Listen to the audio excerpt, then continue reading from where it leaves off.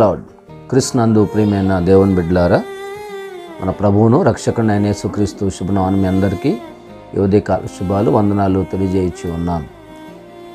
అడ్వెంట్లోకి ప్రవేశించాం. ఉదయకాల ధ్యానాల్లో మనమందరం కూడా దేవుని యొక్క సన్నిధానంలో ఆయన్ను స్తుతించడానికి దేవుడు మనకు అనుగ్రహించిన మరొక నూతన సంవత్సరాన్ని బట్టి ప్రభువుని స్తుతిస్తూ ఉన్నాను. మరి మీరందరూ కూడా ఉదయకాల ధ్యానాల్లో క్రిస్మస్ సీజన్లో పాల్పంపులు పంచుకుంటూ ఉన్నారని మరి ఎంతో సంతోషిస్తూ ఉన్నాను. ఇలా ఈ ఉదయకాల సమయంలో మనం దేవుని యొక్క వాక్యాన్ని ధ్యానం చేసుకుందాం.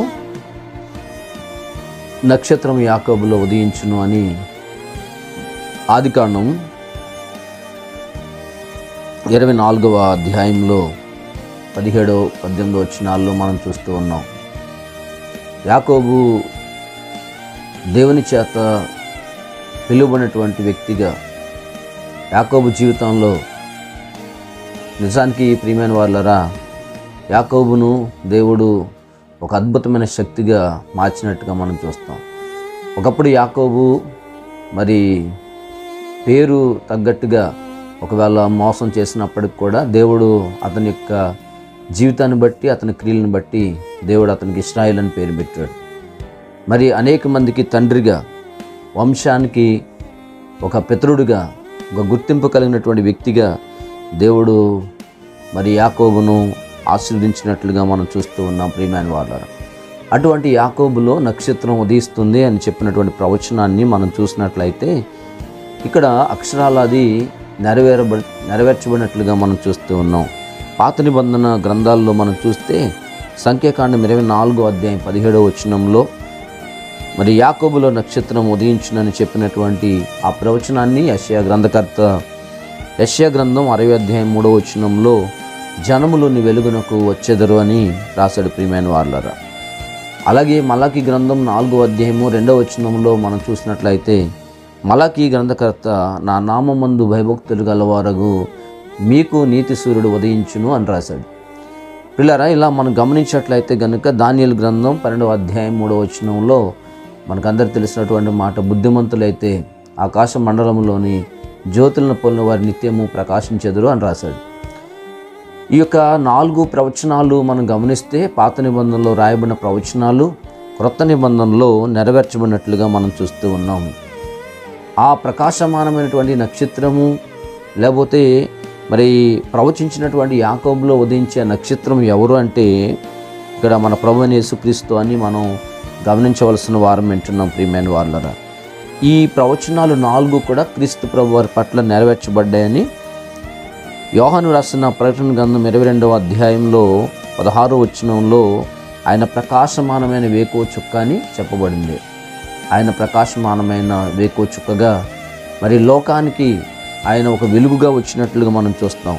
యోహాను సువార్తికుడు యోహాను సువార్తలో చాలా చక్కగా మాట్లాడాడు. ప్రియమైన వాళ్ళరా, యోహాను సువార్త 1వ అధ్యాయంలో 4వ వచనంలో మనం చూస్తాం, ఆయనలో జీవం ఉండెను, ఆ జీవం మనుషులకు వెలుగైండెను.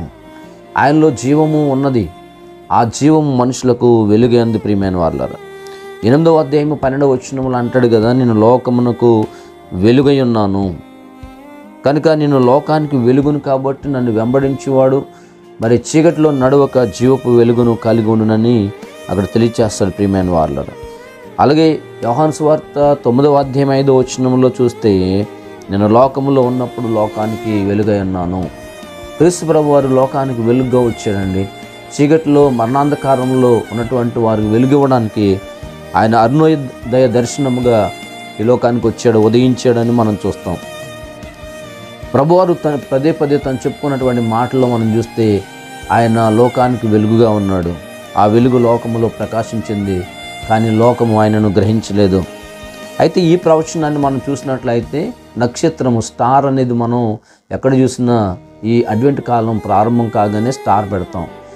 స్టార్ ఏం తెలియచేస్తుందంటే ఒక నక్షత్రము ఒక ప్రకాశమానమైనటువంటి జీవితాన్ని తెలియచేస్తూ ఉంది.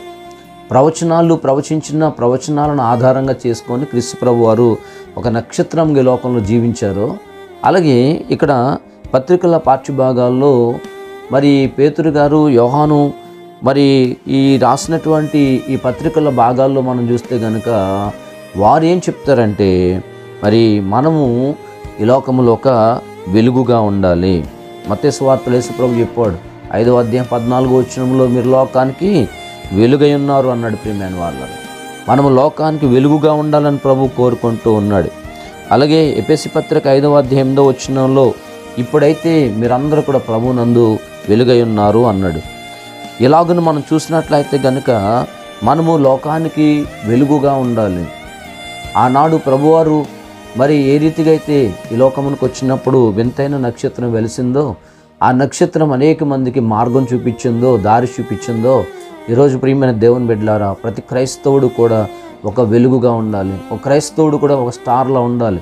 ఒక క్రైస్తవుడు అనేక మందికి వెలుగిచ్చేటువంటి గొప్ప జ్యోతిగా ఉండాలని ప్రభువు కోరుకుంటున్నాడు. అలా ప్రియమైన దేవుని బిడ్డలారా క్రిస్మస్ దినాల్లో మరి మన జీవితంలో మనము ఆ యొక్క నక్షత్రాన్ని వెంబడించేవారుగా, అలాగే క్రీస్తు ప్రభు వారు ఎలా నక్షత్రంగా ఈ లోకానికి వచ్చారో అలా మనం కూడా ఆయన నక్షత్రం వల్లే మనం కూడా ప్రకాశించేటువంటి వారుగా ఉందాం.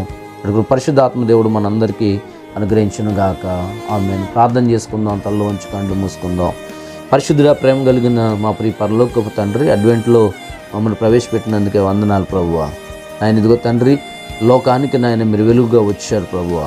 నక్షత్రం యాకోబులో ఉదయించునని సెలవిచ్చిన ప్రవచనాన్ని ప్రభువా మీరు తండ్రి నెరవేర్చినందుకే నీకు వందనాలు. అనేక మంది చీకట్లో మరణాంధకారంలో కూర్చున్న వారికి నాయన వెలుగిచ్చారు ప్రభువా.